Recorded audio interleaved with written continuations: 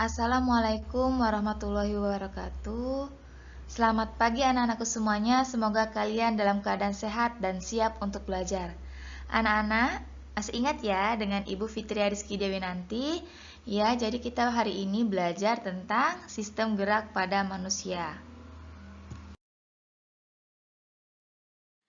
Anak-anak, dari gambar yang Ibu tampilkan, apa yang dapat kalian amati?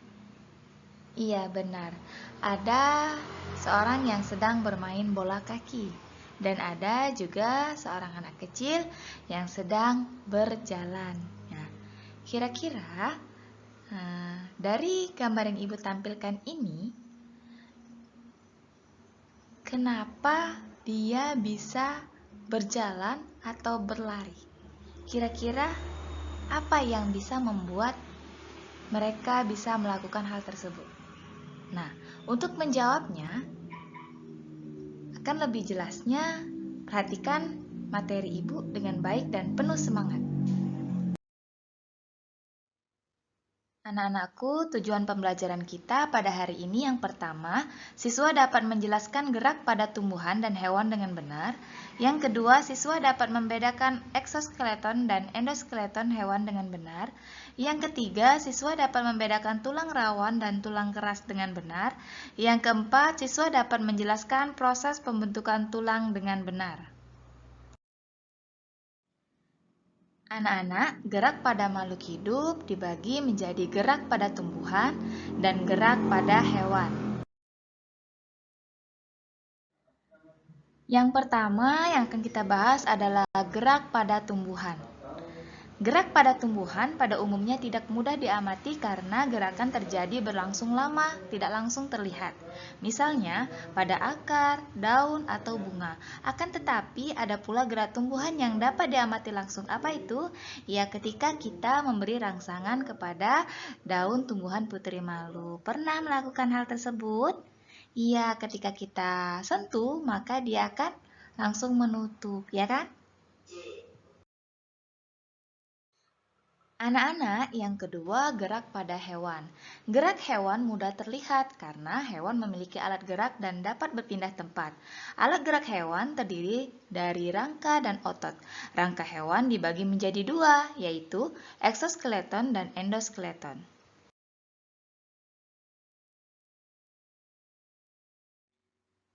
Kita bahas ya, eksoskeleton itu rangka luar yang berfungsi melindungi tubuh dan sebagai tempat menempelnya otot. Contohnya apa? Misalnya siput, kerang, kupu-kupu, dan cumi-cumi. Endoskeleton yaitu struktur tulang keras atau tulang rawan di dalam tubuh organisme yang berfungsi sebagai pelindung dan penopang tubuh serta tempat menempelnya otot. Contohnya apa? Misalnya kadal, buaya, kambing, dan ikan. Kemudian, eksoskeleton dan endoskeleton itu dimiliki oleh hewan seperti kura-kura dan penyu.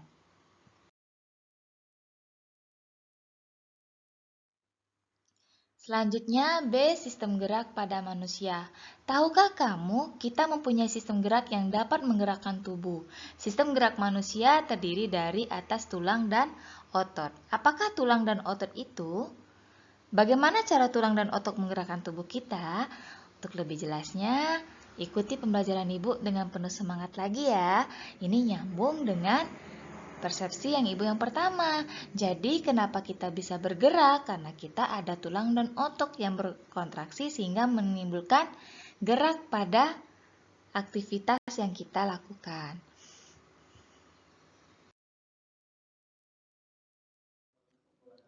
Yang pertama, tulang. Tulang merupakan alat gerak pasif karena tidak dapat bergerak tanpa bantuan otot. Berdasarkan jenisnya ada dua macam tulang anak-anak. Apa saja itu? Iya, yang pertama tulang rawan atau disebut kartilago, yang kemudian yang kedua tulang keras yang disebut osteon.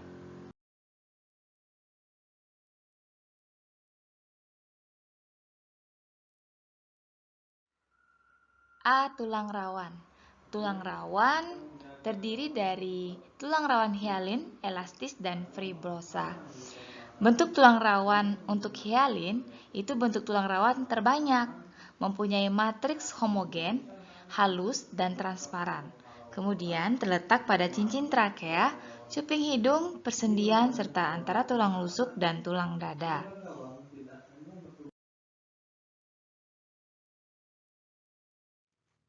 Selanjutnya, tulang rawan elastis. Tulang rawan elastis ini bersifat lentur. Matriks mengandung serat elastis yang bercabang-cabang. Nah, letaknya pada epiglotis dan bagian luar telinga. Selanjutnya, tulang rawan fibrosa. Bersifat kurang lentur.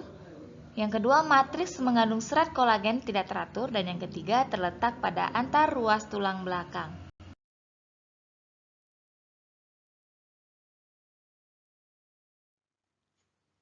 B. Tulang keras. Tulang keras merupakan rangkai yang menyokong sebagian besar tubuh manusia dewasa. Sel tulang keras disebut osteosit, membentuk konsentris berlapis-lapis. Kemudian, bagian luar tulang keras dilapisi oleh periosteum, tempat melekatnya otot. Matriks tulang keras tersusun atas matriks kolagen dan mineral. Matriks tulang keras membentuk lingkaran konsentris yang disebut lamela. Kemudian, lingkaran sel dan matriks mengelilingi saluran Havertz.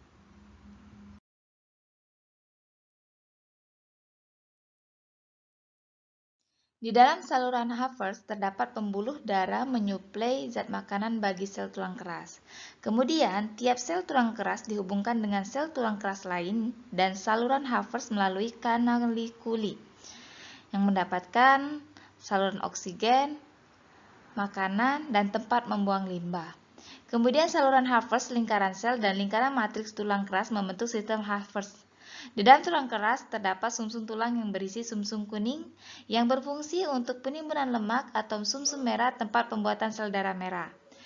Yang terakhir, pembentukan dan perusakan tulang keras diatur oleh adanya kalsium, fosfat, vitamin D, hormon kalsitonin, dan hormon paratiroid.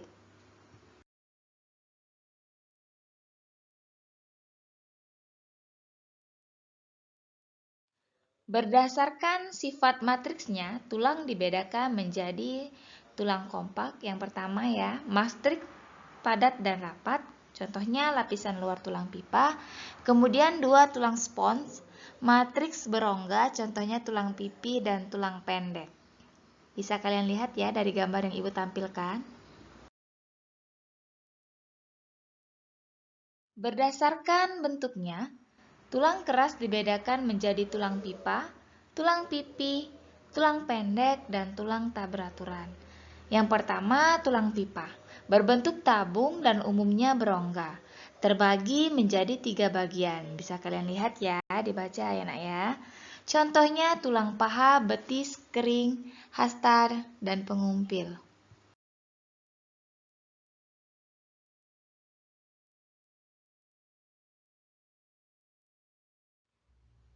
Dua tulang pipi. Berbentuk pipi dan berongga. Contohnya tulang rusuk, belikat, tengkorak. Kemudian ketiga tulang pendek. Berbentuk silindris. Contoh pergelangan kaki dan tangan. A. Gambar ini ya tulang pipi, contohnya tulang belikat. Dan yang B ini contohnya tulang pendek, tulang pada pergelangan tangan.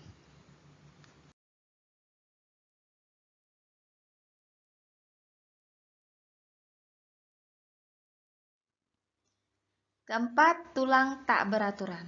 Bentuknya ya tidak beraturan, contohnya wajah dan tulang belakang. Nah, ini contoh dari tulang tak beraturan ya, contohnya tulang belakang.